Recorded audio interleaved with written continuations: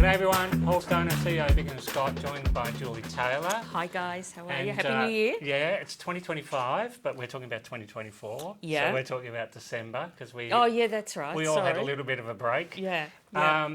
First of all, congratulations. Thank you. Another great month for you. Yeah. And would have set you off on your holidays feeling pretty positive. It did. It did. Clearing out all the stock. I had a bit of stock that was just sort of lingering, and then it was basically a 24 hours, and it's clean it all out. But it's good, isn't it? You go away and you start thinking of strategies to get properties that have been not moving so well moving and so forth. And actually what I wanted to talk to you about today was things that you changed sort of in the last half of last year, and I wanted to know if you're going to continue with it this year. And that's, I noticed that you were doing more social media ads with the properties. So they're on, the office does, they open for inspections for the weekend, auctions this weekend, and then the properties have their own ad that runs for a couple of weeks. Yeah. The ads, that's something that actually Nikki and Ella are doing, and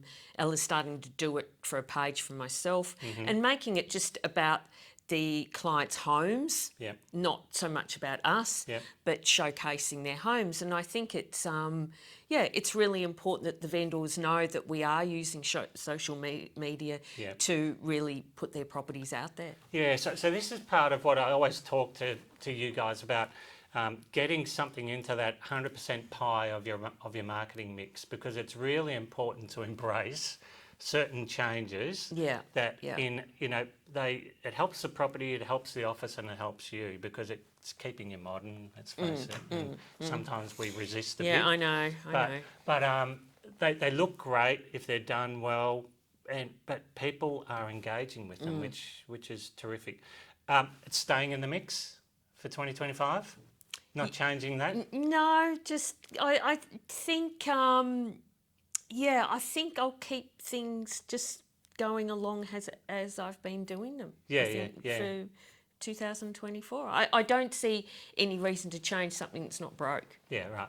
Yeah. That to me just seems like, why do it? So you're expecting for this first quarter, let's break it into quarters, to be very similar to the end of last year, and the grunt work, you guys have been grunting away for a while, working really hard. Yeah, I've got I think this quarter actually for me, I've got a few bigger properties coming on, so probably not as many. Well, that could change at any time too. But a few bigger properties coming on and working on a few bigger ones. Yeah. So in that case, I might have less actual listings, but for me, a different type of property that I prefer to work with. And Russell and I were just talking about A grade and B grade properties. So what we know with you is you spend time getting them ready for the market. So these will be A grade properties ready for the market and everything done. There's a lot, and I think we've touched on this numerous times before, but I'm still doing a lot of setups. At the moment, I think I've got 1, 2, 3. I think Ella and I've got 3 or 4 where we're doing, and not just your basic paint. I mean, the clients are spending anything from 20 to, I think, it might be about 70,000. Wow, fantastic. And and again, we've touched on this. Once you've got their confidence, they just do not have any. They don't get their back up. In fact, now I've actually started to perhaps be a bit cheeky, but bring in more of the not negotiables. And I say straight up to them. I used to sort of skirt around it a little bit, and I think we all do. We sort of skirt around, they really need to do something. But now it's basically, guys, this is non-negotiable. And I'm thinking that's working. Good. That's working well. But just using that word, I think, otherwise you walk away, and I've done it, and I'm sure everyone else has, and you think, I really should have said, or they really should have been doing. But if you say non-negotiable and then the client won't do it, they've only got themselves to blame with the final outcome. But you do spend a bit of time on the relationship with people, and there's a pretty strong trust element. So. And that's probably a skill that you underestimate that you've got, because a lot of people struggle with that part. Well, they can't yeah, get that deep into the relationship. Well, it's not. I think you've just got to have that confidence. I mean, at times I think, oh, gee, should have I quite said that? But it's come off. Yes, yeah. And I think it's come off because I've gone in positive to get where you need to go. Yeah. This is what you need to do. Mm-hmm. You know, so. So January, you said, is looking a bit slow. How many weeks did you have off, though? Oh, well, January I haven't exactly worked really hard. Yeah. I got back on about the 12th, 13th and had 4 or 5 days over the Australia Day.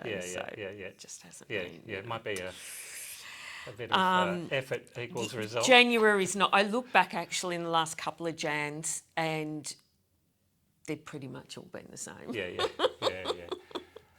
But then you've got some great You've got to properties enjoy coming life. on. Yeah, absolutely do. Yeah. And the recharge is very important. We were talking about the sprints before with Russell.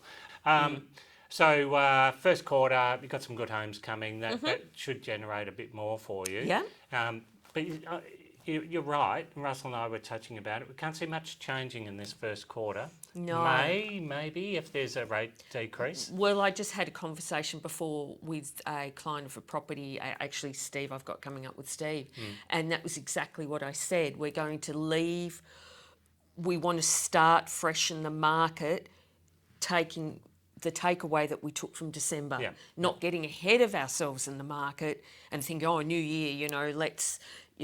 up prices and do everything else. So this is got to be very conservative. Julie and I have been in the business for a while, and this is very much. It used to be the old table conversation of, I don't know what the future looks like, but I know what today looks like, and Correct. it's this. Yeah, that's well said. And that's really, you need that skill as an agent to be able to pull it back to what it actually is like right now, because the dreaming side of things can lead to a long campaign. Well, and it's something, we get a lot of vendors that, and I've had a couple of people, interest rates come down. Guys, get that crystal ball, throw it out the door. Just totally get rid of it, because as soon as you start, it's like anything, letting your clients go on false hopes that this is going to change, that's going to change. We don't know. No. And we're the ones dealing with it. So you need to pull it back to reality, and this definitely. is what it looks like today. Yeah. Hey, Jules, congratulations. Thank you. Welcome back. Thank you. You've been working really hard for about 7 days. That's all right, I'm here until June. Yeah. And we'll no doubt see you at the table later on in the year. Thanks, everyone. Probably. Thank you. Bye.